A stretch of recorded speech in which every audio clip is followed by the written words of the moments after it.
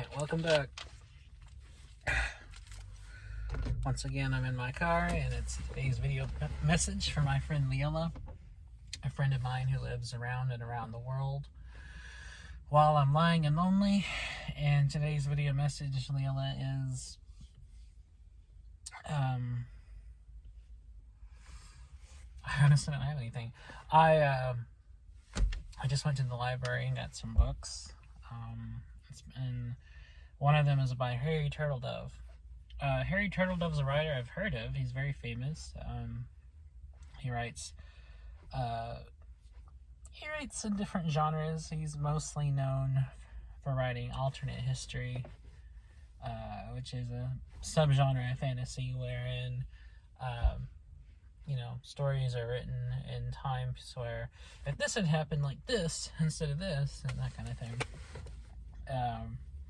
So that's very interesting. He once wrote a novel wherein a time traveler armed the Confederacy with modern weaponry, and they won the Civil War. I think that's pretty interesting. And he's written, alternate histories of like World War II and stuff like that. So his stuff's very interesting. I've just never got around to him. He's a writer who's been on my radar for many years now, but I've never actually, I don't think I've ever read anything about him. I've read about him a lot, and I've read people talk about him, and I'm even following him on Twitter, but I've never actually read anything by Harry Turtledove. So I checked out a standalone book, because he's written many series, and so the library didn't have like a full series, like each book in the series by him.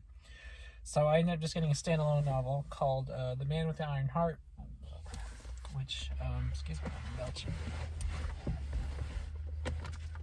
I gotta get it. Here it is. Man with the Iron Heart. And I'll just read the dust jacket to you. It says, what if VE Day didn't end World War II in Europe? What if, instead, the Allies had to face a potent, even fanatical post-war Nazi resistance? Such a movement, based on the fabled Alpine Redoubt, was in fact a real threat, ultimately neutralized by Germany's flagging resources and squabbling officials. But had SS Obergruppenführer Reinhard Heydrich, the notorious Man with the Iron Heart, not been assassinated in 1942, fate might have taken a different turn. We might likely have seen a German guerrilla war launched against the conquerors, presaging by more than half a century the protracted conflict with an unrelenting enemy that now engulfs the United States and its allies in Iraq. How might today's clash of troops versus terrorists have played out in 1945? In this imagined world, Nazi forces resort to unconventional warfare using the quick and dirty tactics of terrorism: booby traps, time bombs, mortar and rocket strikes in the night, assassinations, even kamikaze-style suicide attacks, to overturn what seemed to be a decisive Allied victory. In November 1945, a truck bomb blows up in Nuremberg Palace of Justice, where high-ranking Nazi officials are about to stand trial for war crimes. None of the accused are there when the bomb goes off, but their judges, all of them present and accounted for, are annihilated. Worse acts of terrorism follow all over Europe. Suddenly the Allies, especially the United States, must battle an invisible enemy and sacrifice countless lives in a long, seemingly pointless, unwinnable conflict.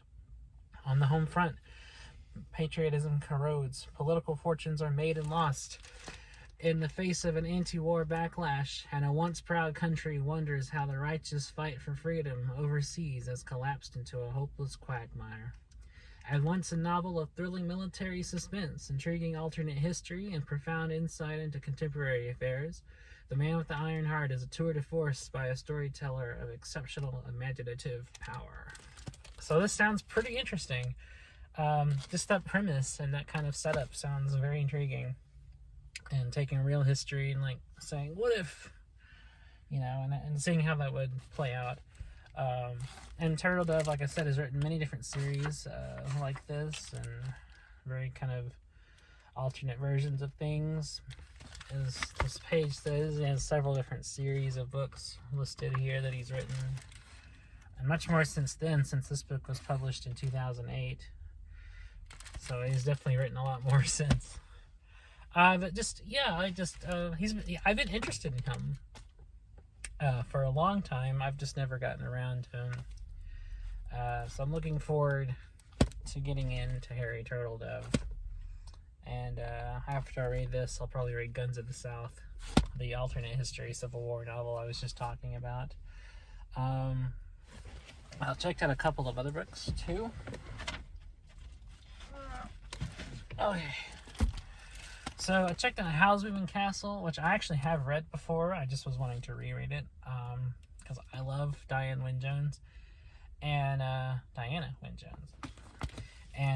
this is the only novel I've read by her, so I got the sequel called House of Many Ways, which is directly after Howl's Moving Castle. And then I got Jeff Lindsay's book, Darkly Dreaming Dexter, which is the basis for the TV show Dexter. So I watched some of Dexter. I never saw the entire series, but I like it a lot. So I thought I would read the book series that inspired it. This was the first one. I've never read any of these before. This will be completely new to me. And I'm looking forward to seeing how kind of the series deviates from the book series on which it's based. Lindsay's written a few Dexter books. The only one listed here is the one after this called Dearly Devoted Dexter. I think they all have like a alliterative title, like Darkly Dreaming Dexter, Dearly Devoted Dexter. There's one called Dexter is Dead. I guess, does he kill the character? I'm looking forward to getting into that. That'll be fun. Because I like crime fiction. I like thrillers. I like stuff like that. And Dexter has an interesting premise. I like the premise. That's what got me into the show. I like the idea of a serial killer who kills killers. Kills really awful people who, you know, in all, I mean, no one deserves to kill anybody. It's no one's place to take another's life. But if you're gonna kill somebody, do what Dexter does. The back of this book says, meet Dexter Morgan, a polite wolf in sheep's clothing. He's handsome and charming, but something in his past has made him abide by a different set of rules. He's a serial killer whose one golden rule makes him immensely likable. He only kills bad people. And his job as a blood splatter expert for the Miami Police Department puts him in the perfect position to identify his victims. But when a series of brutal murders bearing a striking similarity to his own style start turning up, Dexter is caught between being flattered and being frightened of himself or some other fiend. Ooh. So already, that's pretty good. I haven't watched much of Dexter. I've only seen a few episodes here and there, and I didn't even watch them chronologically. I only saw like a few episodes in the first season, a few episodes in the second season, a few like in the fifth season. So I'm very much out of touch with the TV series adaptation. But out of what I've seen, it's a good show. And the guy who plays Dexter, whose name escapes me, is a very good actor. I like his portrayal of the character.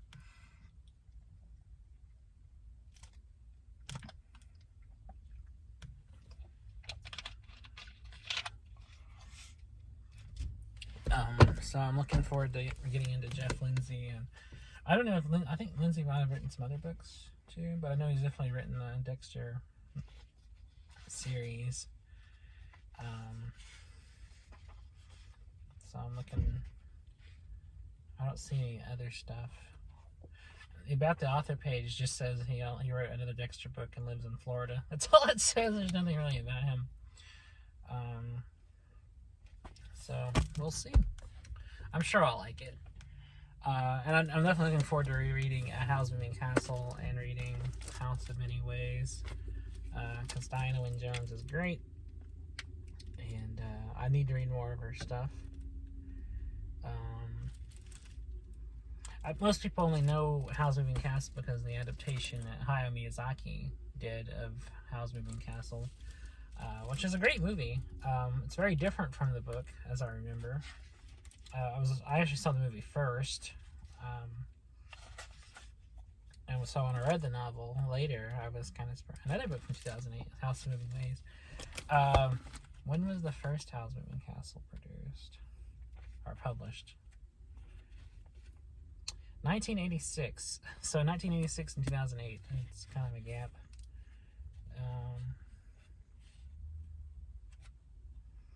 And then on the inside cover, there's like other series that she's written, like listed chronologically, as well as some standalone books.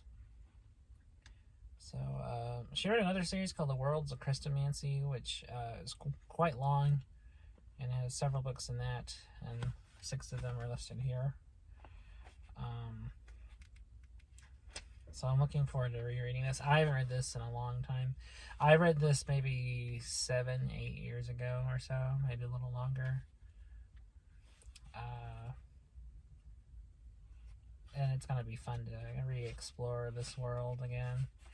I just finished a short novel called Boneset and Feathers by Gwendolyn Kist. I think that's Keist. I'm not sure how you pronounce her name. Which is a really great novel about a witch in like a very like kind of Puritan kind of village being pursued by like crazy mass murdering like officials who burn women for witchcraft. And it was very good, and it kind of, excuse me, Jesus, I keep belching. It kind of made me want to like get into fantasy, like reading fantasy fiction again. I've also been reading the Discworld series by Terry Pratchett, which is a fantasy series that's very comical. It's a satirical fantasy series, and so I just finished the 5th book in that series called Sorcery, and then immediately after read Boneset and Feathers, and so I was like, I really want to get back into fantasy because I used to read it fairly regularly, and so I thought I'd reread Howl's Moving Castle. I'd like to start reading other stuff by Diana Wynne Jones. This is sadly the only thing I've read by her, but I really, really like it. And she's written a lot of things. So she was a prolific writer. I think she's passed on. I don't think she's still with us. But she wrote a lot of things. I mean, she started publishing in the 70s. And she published for many years and published a lot of different books and different series. So I'd like to, catch up, and start reading some more stuff by her. And as well as the other stuff I got checked out the other day, like the Kurt Vonnegut book and the Anna Quindlen book and a bunch of others that I don't have here in the car with me. And I'm also still reading Authority by Jeff Vandermeer. So I'm not very far into it. I'm pretty at a surface level. I'm only on page 29, so I got a ways to go. It's a thick book. This book's actually longer than the other 2 in the Southern Reach trilogy, which are about, from the looks of things, about 200 pages shorter than this one. Like the first book, Annihilation, like barely crossed the 200-page mark. This one's like almost 400 pages. So yeah, I got a ways. And it's already very different. Like the back of the book didn't lie to me. It's very completely different story. And it approaches the whole thing from a different angle. Because the first one was from a very subjective point of view of a sole first-person narrator. This one's from the point of view of a third-person narrator, and follows a completely different character who is kind of like a director of an agency, kind of interviewing the people from the expedition of the first book. And so it's very, very different. It's very good. Great sci-fi. So it looks like I'm really going back into reading a lot of genre fiction, which is great. I love genre fiction, and really the only genre fiction I've been reading besides Terry Pratchett has been like crime thrillers. So I'm definitely getting into like the fantasy sci-fi stuff, at least for now, which is great because I love that stuff, and it's been a while since I really kind of dove into it. Last year I really dove into reading horror. I read a lot of horror novels. This year I'd like to kind of dive into fantasy and some science fiction and read a lot of that. And maybe I'll just close out the year reading like a lot of genre fiction, and some Dexter. Genre fiction and Dexter. That's what I'm going to close 2021 out on, I think. And read a lot more of the Discworld books too.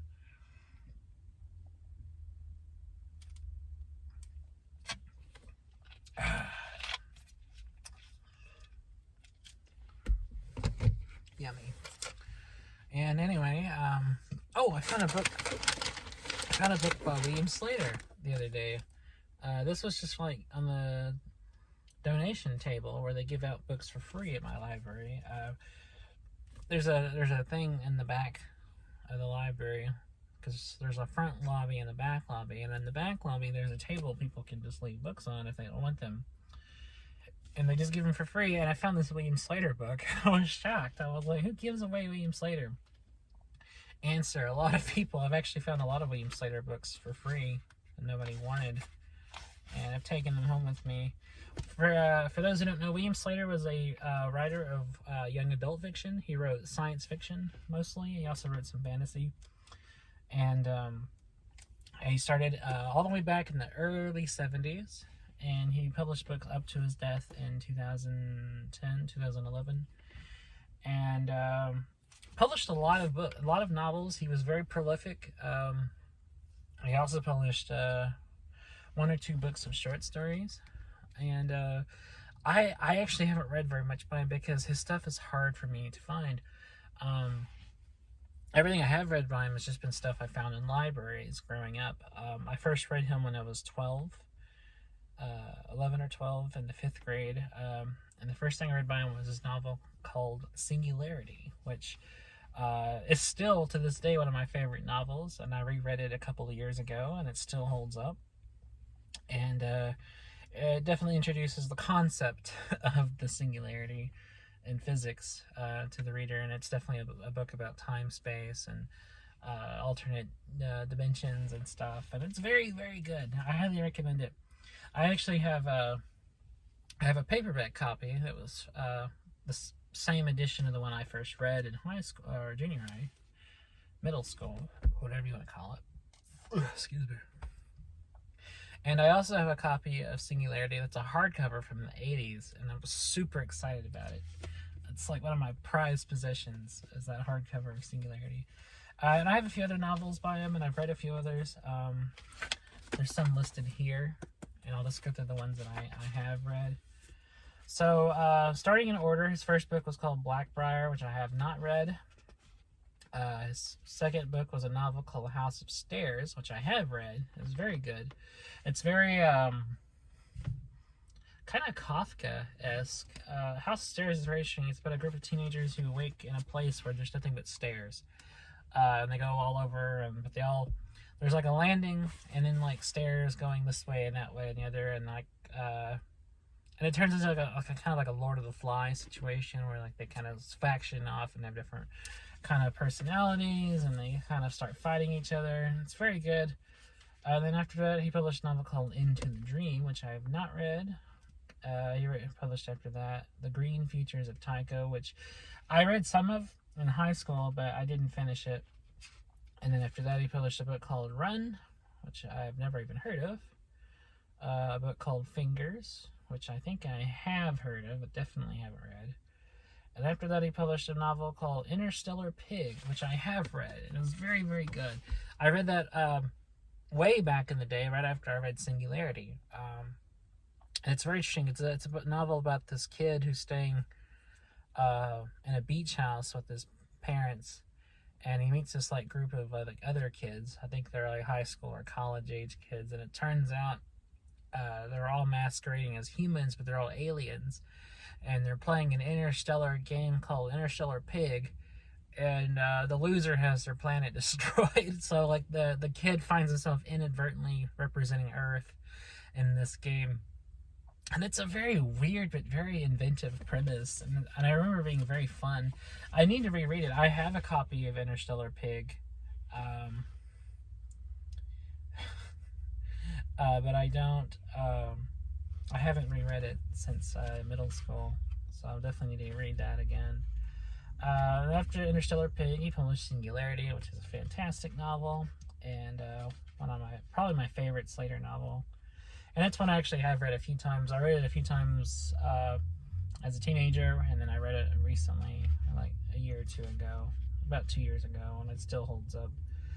After Singularity, he published a book called The Boy Who Reversed Himself, which I have read. I read it in high school when I was about 16. And it's very much like a interdimensional thing, like a mirror universe kind of situation. Very good. He wrote another novel called The Duplicate, which is also a very good novel that I read in high school. And it's very much about a kid who clones himself. I can't remember the exact method he does it, but the driving premise of it is the clone thinks he's the original, and the main character is the copy, and so you have this conflict, and it kind of raises an ethical question of what happens when you clone somebody and they have their own kind of free will. I mean, is that an entirely different person, or is it just, or do they not count because they're simply a clone? And it kind of raises that kind of question. And then after that, he published a novel called Strange Attractors, which I actually read just last year. It's very good. It's very much a story about time travel, and it's very much a story about continuities and things, how multiple it can split off from different continuities. It was very fun. And after that, he published a fantasy novel, which I read about, but I haven't read, called The Spirit House, which draws on Thai folklore. Slater lived in Boston, but he also lived and spent a lot of time in a village in Thailand. He lived back and forth, and Thai culture would influence some of his writing, and The Spirit House was influenced by that. And he has published another novel after that called Other Seas, which is another one I love. I read Other Seas back when I read Singularity for the first time. And I've read it a few times over the years, and Other Seas really holds up. I really like that one. It's probably my favorite Slater novel behind Singularity, and it's about this kid, and he's going to a family reunion on an island off the coast.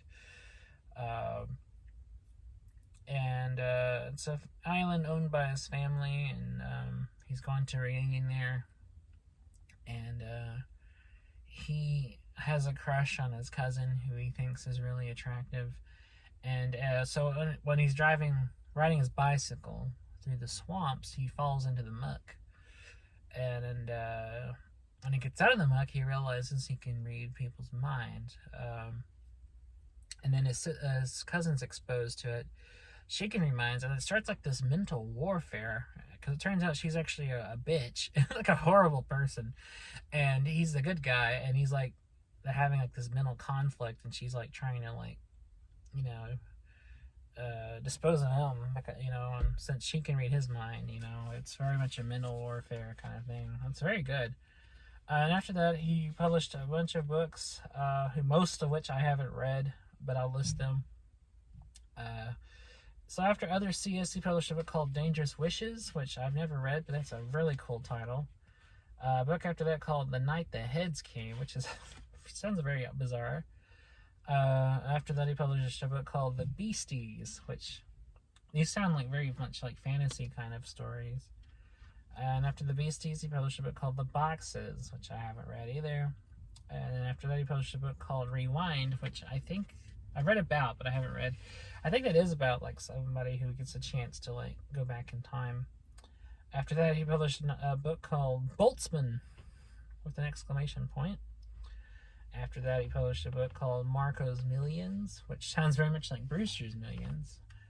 And after that, he published a sequel to Interstellar Pig called Parasite Pig, which I have read. I don't remember it much. I only read it once, and it was several years ago, but I remember liking it. I think it does continue the story. I think it's the same character, and I think he actually goes into space with a friend of his, and they have to keep playing the game or something. I don't remember it. And after that, he published a book called The Boy Who Couldn't Die, which is a very intriguing title, and I've never read it. And after that, he published a book called The Last Universe, which I've never read, but sounds really interesting. And after that, he published a book called Hell Phone, which I've never read either, but that sounds cool. That sounds like a horror movie. And after that, there's a category here listed that says books for younger readers. So I think these are like picture books, I think, like first grader kind of stuff. None of which I've read, but they're called The Angry Moon, Among the Dolls, Once, Said Darlene, and a book called That's Silly. Those sound like fun, entertaining titles, especially Among the Dolls. That sounds like a very kind of... That sounds interesting. It sounds like... it sounds very much like a story about dolls coming to life and stuff, having their adventures. And he published a book of short stories called Oddballs, which I haven't read. I own it. I bought a copy recently, but I haven't read it yet. But from what I've heard, Oddballs is inspired by his siblings. He had a lot of siblings growing up, and it's supposed to be kind of like the characters and situations that are based on them. I don't know a whole lot about Slater. What I do know is that he came from a family of scientists, which explains his interest in science and why he wrote science fiction. And his siblings grew up to be scientists, and instead he grew up to be a writer. And to support himself, I know he played piano for a ballet company in Europe and the United States. And I know that he published all these books, in the 70s, 80s, 90s, and through the 2000s. And I know that he split his time between living in Boston and living in a village in Thailand.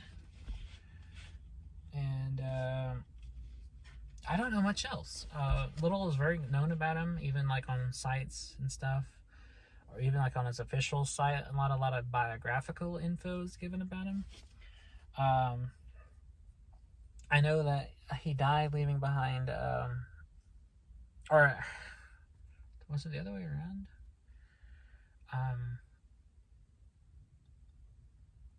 I can't remember. I know he lived with a partner in Boston and Thailand, and I think they died before he did, unless it was the other way around, and I forget. But either way, it's sad that Slater's gone, because he was very good, and he's very kind of underknown. I mean, it's weird, because I've talked to people in my own life who remember reading his stuff growing up, and occasionally I will see people talk about him on social media, but I mean, he's not a household name. He's not like J.K. Rowling or R.L. Stein or anyone like that. But and his stuff must have been popular enough to sustain a career that long and to be as prolific as he was. But and there's even a he has a Wikipedia page.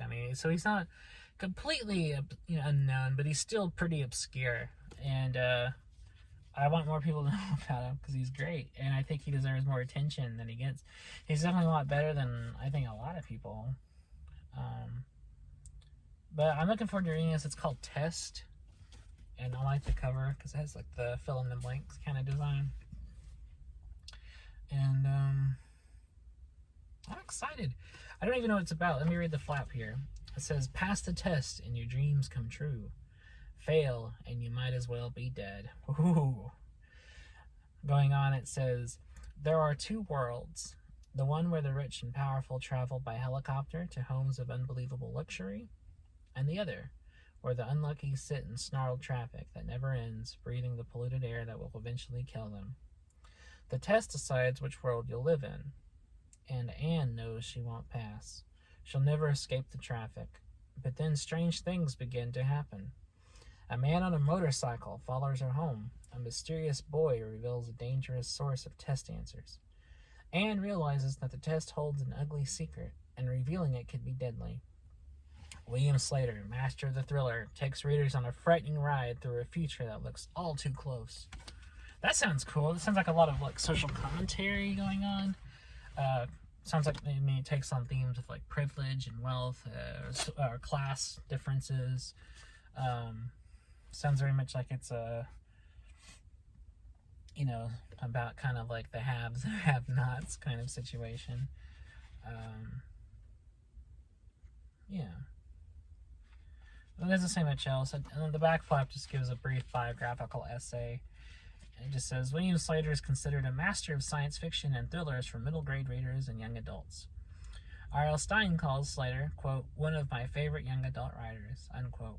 And Publishers Weekly calls his work, quote, gleefully icky, unquote. Slater divides his time between homes in Boston and rural Thailand. That's all it says. So, yeah, just from what I have read about him, I didn't really fish and dig for info about the guy. So, I mean, I take that to mean he must have been very private about himself and his personal life.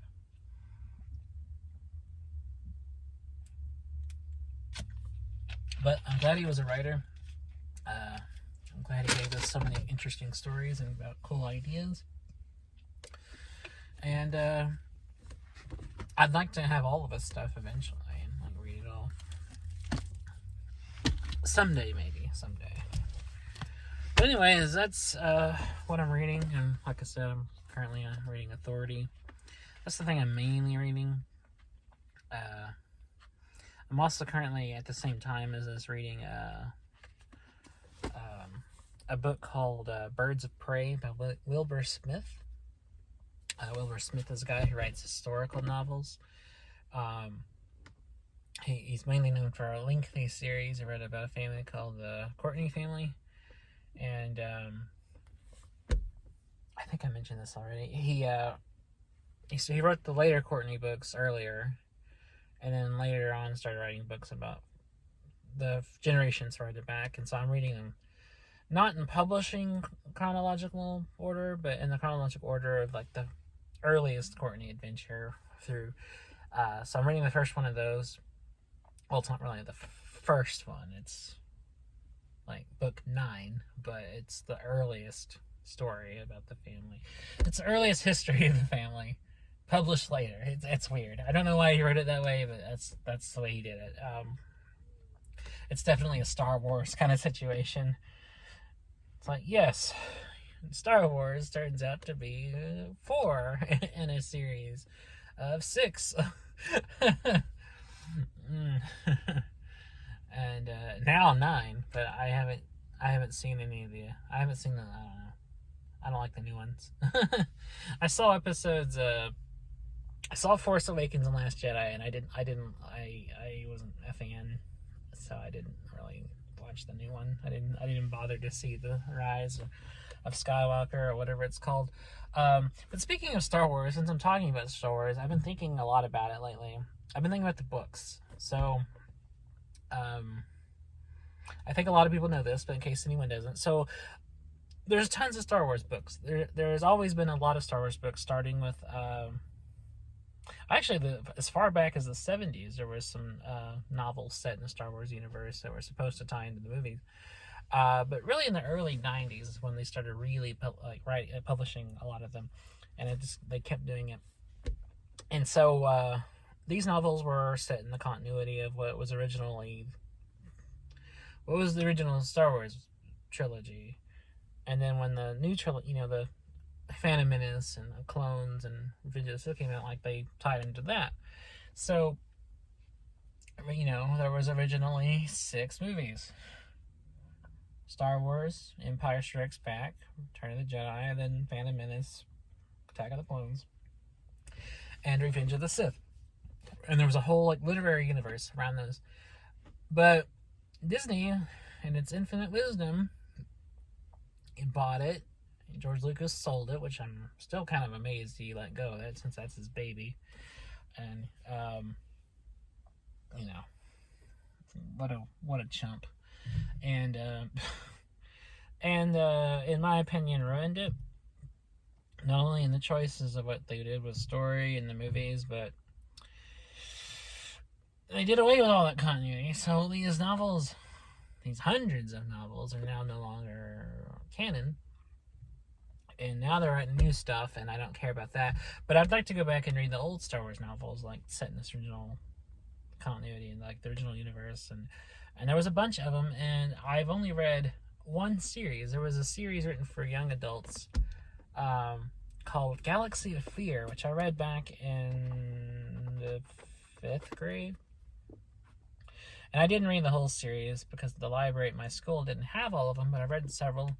And I'd like to read those as well as reread those and like to read others because, you know, those books seemed really interesting. There was several different book series within the Star Wars series, all kind of talking about different parts of, you know, the universe that it's in, different, you know, battles and wars and stuff fought, you know, with these characters, you know, and I think that's really interesting. I think because I like the universe of Star Wars. I really like the idea of it. I like the kind of locations and the ideas. I like the droids and the ships and the X-wings, and I think that stuff's really cool. I think it's cool how they expanded on this, you know, in novels, and just from reading those Galaxy of Fear books, which were definitely like supposed to be like horror stories. I followed a series. It was about a young orphan sister and brother who were living and traveling across the galaxy with their uncle, and they would go to different planets. And they were orphans because they were from Alderaan, which Alderaan was destroyed by the Empire. Most, you know, famously in Star Wars, that was Leia's planet that, you know, he used the Death Star on, you know. And so these kids, their parents, their family was from Alderaan, and they lost them when the Empire destroyed it. So so now they're orphans and they're living with their uncle, and like they'd go to different planets, and each planet would have like something menacing going on. So it would be essentially, you know, drop down to the planet, get in like a terrifying situation because the Empire was doing experiments or whatever is going on, you know, and they would have to get the fuck out of there.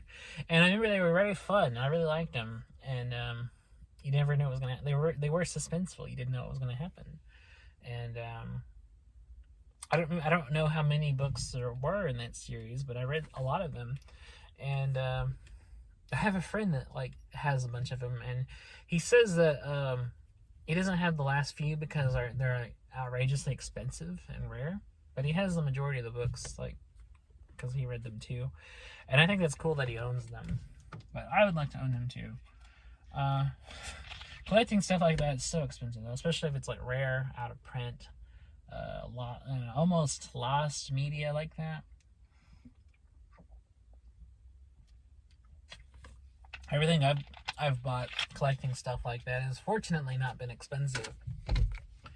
For the most part, although there are some things that I would like to have as a collector that are insanely expensive, because people like to jack prices up for shit like that, which really pisses me off. You know, I understand wanting to make that coin, but Jesus Christ, man. You don't have to be greedy about it, you know. Anyway, that's, I don't know, just I was thinking of it because I want to get into Star Wars. I want to start reading the Star Wars books, like those old Star Wars books that expanded the OG movies.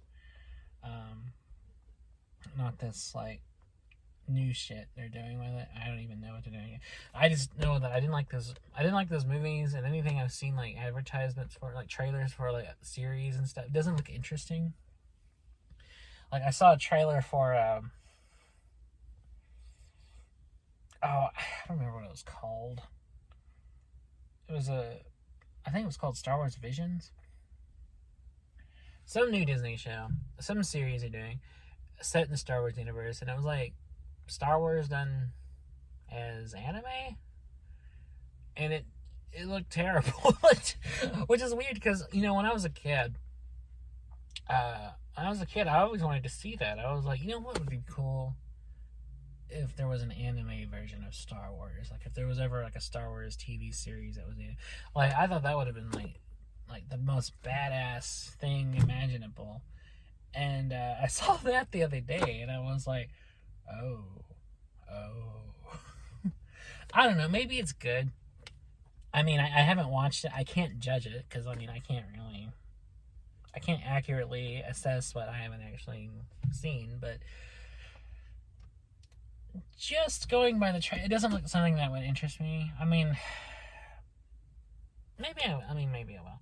I hear the Mandalorian's good, which blows my mind because that doesn't seem very like it would be good. That and memes fucking kill that for me. Like the whole Baby Yoda thing. Like, it's like why is there Baby Yoda? Like why? Is it just Disney trying to market on the cuteness of a character? That's the thing I hate about Disney. Is like they can't just make shit for people to enjoy. They have to market everything. They have to capitalize on everything. They have to be like, we have to jam a character who's cute in here for marketability. I'm like, fuck that. You know, just make something good, and the fact that it's good will market itself. Don't, you know, I don't know. I'm mad, I guess. It irritates me to the point of inarticulation because it just like, it's like, just make good shit. Stop trying to make things cool or bigger and better. And it's like, no, just make the thing, you know? You don't have to, like, improve on something that's already fine to begin with. Especially something like Star Wars.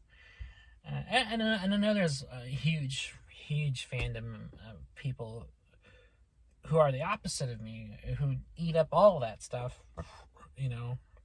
And that's what it's made for. It's not made for people like me. You know, it's made for like the diehard, like eat, sleep, and live and breathe Star Wars fans.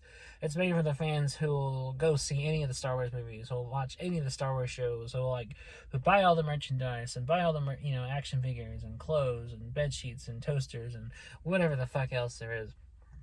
You know, what Mel Brooks said in Spaceballs, merchandising. Like, it's made for people like that. It's made to capitalize on that fandom, that pre-existing rabid group of people who already, want this shit. And it's not made for people like me who just want simple, good writing. I just want good writing. I just want good characters. I just want, I don't want shit cynically manufactured and marketed to me. That's how I'm at anything. I don't want shit that's cynically done for the sole purpose of making a buck.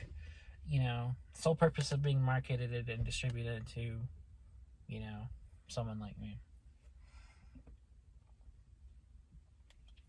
That's why I don't like a lot of stuff. It's not just me being picky, although that does play a part of it.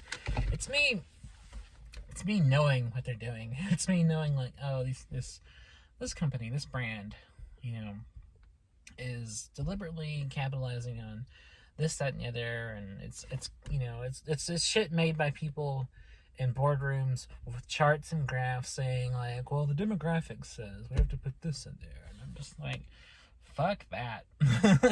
Just make art. I'm not saying that popcorn entertainment can't be entertaining, but I just don't like the idea of something just made simply for the fact to make money. That's, like when I hear when I hear really bad, like, pop music that's obviously meant to just make money. Like when I hear stuff that was like so obviously cynically written just to make money, to make a profit, it just turns me off. Or when I watch, like, these big budget blockbuster movies that are made simply to, like, capitalize on the audience they have and to make money off, like, a pre-existing fandom of people, that also turns me off. Or just anything. Or when I see just, like, in any kind of medium, there's always stuff like that. Or even books. I mean, I love books and I love literature, and I'm an avid reader, but some writers, and I will not name them because I have very choice words to say, and I don't want to be, in the off chance anybody somewhere happens to hear maybe I said something, I don't want to be blamed, I don't want to be sued or anything, but there are certain writers who shall remain nameless, that obviously have people just ghostwrite their shit and publish it to make money. It has their name on the cover, but they obviously didn't write it, and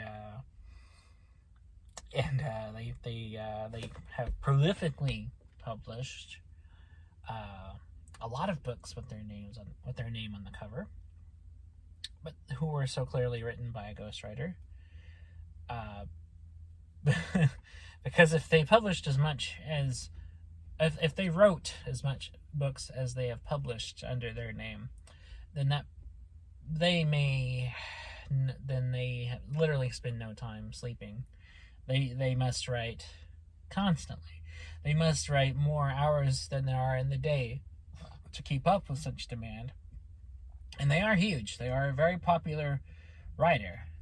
And there are other very popular writers of this ilk that I don't like who do the same kind of thing. Or there are also very other popular writers who do write other stuff, I would say, but are either just very untalented and write the same shit over and over again, or who are very cynically writing stuff to make a profit. And it feels very much like when you read it, they don't care about style, they don't care about quality, they don't care even about the reader, they just care about making money. And there are a few writers I've read like this. I was thinking of one in particular, the ghostwriter writer, but there are others. And I will say, I don't think they have ghostwriters, but I definitely think they don't care about what they write. And I'll leave it to you to figure out who I'm talking about. Not gonna catch me saying it. But I think as for the main one I was thinking of, in particular, who has a ghostwriter write all their stuff, I think you can figure out who I'm talking about. It doesn't take a genius to figure that out. I'm just saying, look at some best-selling lists, and their name will come up quite a bit, and I don't think it's deserved. Not the fact that they, the public didn't buy all those books. Certainly, I'm sure they did, but I don't think, I don't know. I think if you write something, you deserve credit for it. Now, there are people who have ghostwriters write all their stuff, and the ghostwriter's name may even appear on the cover somewhere.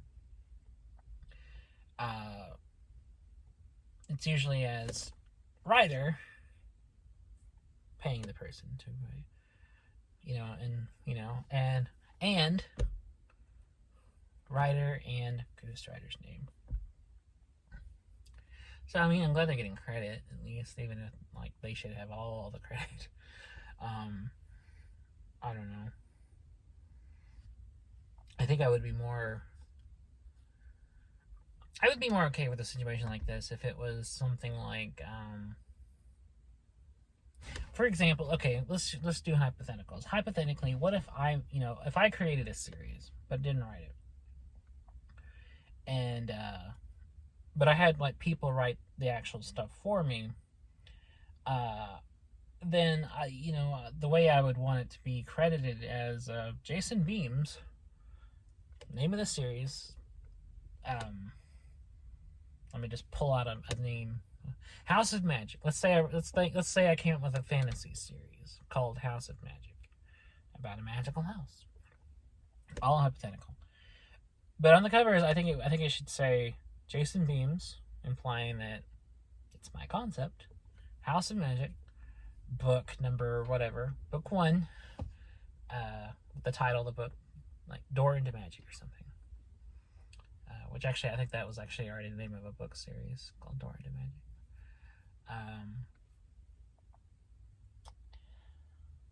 But the writer's name would be credited for sure. I don't know. Let's say some famous writer wrote my book series for me. I somehow managed to get the clout to arrange this. Let's say Rick Riordan. Rick Riordan wrote my series for me. Yeah, I definitely think Rick Riordan's name should be bigger on the cover. You know, my name shouldn't be there anywhere unless it was like as a possessive, which I don't like possessive credits too, honestly. Like, like if I made films, it wouldn't be like I filmed by Jason Bateman. Like, no, I don't like that. I don't mind other directors doing that. It's just I wouldn't do that. I'm not a fan. I wouldn't want it for myself, but I don't even think I would have like Jason Beam's House of Magic. I think it would just be House of Magic. Title of the individual book within the series, and Rick Riordan. Maybe on like a copyright page or something, and be like House of Magic created by Jason Beam. But then that'd be it. And because I didn't do anything except come up with the overall story. So credit where credit's due. Yeah, I mean, I'm credited as a creator, like much like a television series would be created. But I also didn't write the books, and even TV gets it straight because a creator of a TV series doesn't typically write the episodes. Writers are hired to write episodes most of the time. Not to say there aren't creators in TV who don't write episodes of their show. A lot of them do, but not every one of them usually. But that would be like if I created a TV show, and I didn't write any of the episodes, but I was credited as writer of all the episodes. I'm like, that's not fair. That's not right. That's unethical. But I don't know. I just think that credit should be done differently, I think, in cases like that with books. But I don't know. I'm just rambling on. I guess that'll be. I don't know. I guess I'm done talking. Sorry I talked so long. But anyways, yes, this was today's video message episode of the video blog I do. And I'll be back tomorrow to do another one of these, as I try to do every day. And I will talk to you then. So thanks for watching, and I hope you're doing okay, Lilla, and I hope to hear from you soon. And I'll talk to you next time. Bye.